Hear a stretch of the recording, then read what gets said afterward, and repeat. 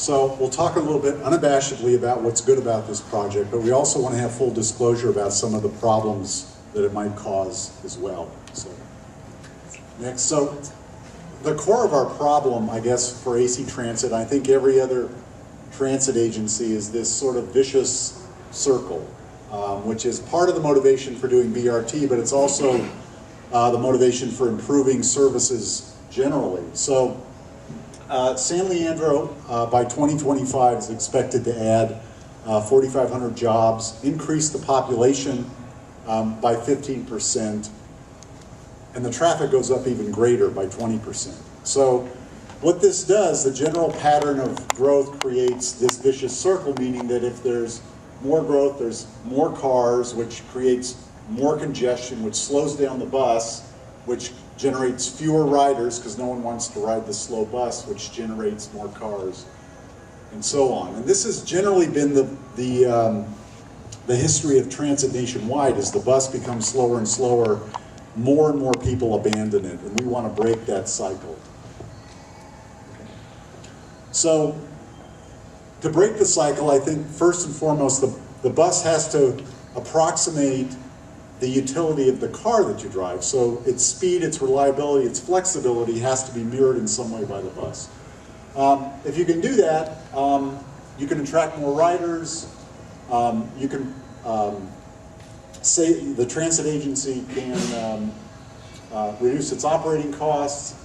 And then finally, if it's a system that works for more and more people as it's developed, you're able to link your land use plans, your downtown revitalization plans to the transit that reduces the overall impact of the way we live. So linking people with transit so that they can basically live a transit-oriented lifestyle. So BRT has been proven to increase ridership. We have our own estimates that we did for our draft environmental impact report, but there's many systems that have been implemented throughout the United States that show remarkable growth in ridership after they've been put in place. We have good examples on the West Coast. Los Angeles' Orange Line, which links San Fernando Valley to the Red Line subway. Eugene, Springfield, Oregon, small town, college town, has a BRT system. Vegas has one. And then other cities across the country are also implementing bus rapid transit. In fact, New York, I'll just highlight one. I don't have a picture, but New York is implementing one BRT system, starter system, in each of the 5 boroughs. So they've already opened their line in the Bronx, and when they did a poll of their riders, they had the remarkable finding of 98% had liked it or liked it extremely well. So it's generally well received wherever it's been implemented.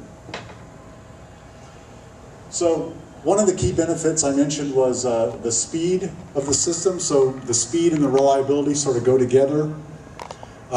This is an example of sort of the way the bus works today. If you were to start in downtown San Leandro and come to here, to Bayfair, it takes about 20 minutes.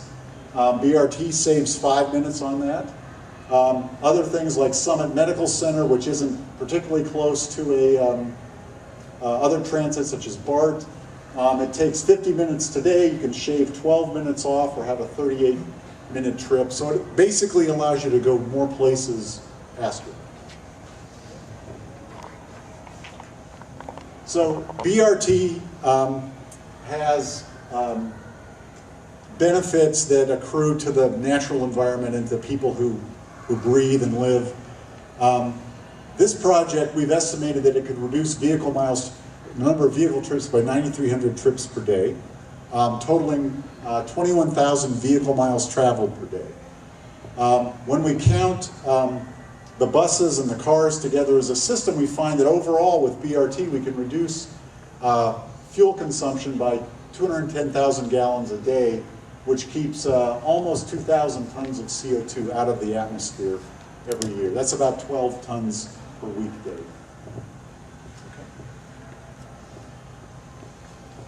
BRT also helps businesses, and it helps the general human environment.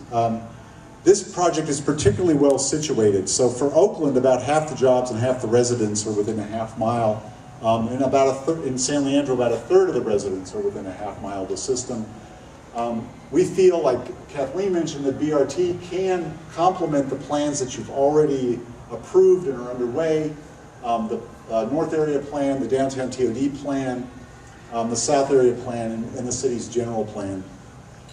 Also, I want to point out that when BRT systems have gone in, there has been a record of the money or investment following those BRT investments. And that's been shown in Pittsburgh, Boston, Eugene, and the recently opened system in Cleveland, Ohio. So there's trade-offs. It's not all 100% rosy with BRT. There's some trade-offs that people who live here will experience. The first is that traffic on East 14th will be slower. Some of that creates a safer environment, but nevertheless it's a slower trip for cars. There is some parking loss, and there's some drawings on the wall in the open house that follows. You can see exactly where parking might be removed. And finally, there's some change in circulation, which we've heard about at last week's meeting and before this meeting during the open house, that there's changes in circulation that include some out-of-direction travel that people might have to do, and longer trips for some. So in 2007 and 2008, we heard a lot from the public, from city officials, and these are sort of the priority options, the priorities that we heard in the public comment. So first, number one is to preserve parking wherever possible, minimize the traffic impacts that you cause since you're taking lanes of traffic, make sure that the system's safe for pedestrians and young ones, make sure it works with San Leandro's other planning efforts, and then preserve and enhance local service, and that should not suffer because of this project, meaning the crosstown routes and other local service should be enhanced to both feed this system and also better serve local residents. So this is an overview of the system within San Leandro. The green line shows the route, the red where we were proposing bus-only lanes, and then the, whatever this color is, ecru line, chartreuse. This is where we actually took public comments and changed our design, specifically by removing the extent of the dedicated lanes to reduce sort of the worst impacts of the project. Okay? So, okay. So in the north, we had originally proposed to have dedicated bus lanes come from the city limit, Oakland city limit, all the way down to Davis. After hearing public comments and comments from staff about the parking and access issues that this project would cause, the problems it would cause at Dutton Avenue, it was recommended that we reduce the amount of dedicated lanes. So instead of ending at Davis, they end just about at Sunnyside. That essentially eliminates the impacts that were at Dutton and at Davis Street. Okay. All right. So earlier we showed you what it looks like with dedicated bus lanes. In the downtown area, it's the street's pretty narrow, so we're not proposing bus lanes in downtown. We would still like to have the level boarding and other features of BRT there. So in this case, this is at Haas Avenue. We put in curbside stations, not in the median like an island, but at the curb. And they extend out a little bit to allow us to have that rise up to meet the bottom of the bus. There's other features. It has all the features that BRT has.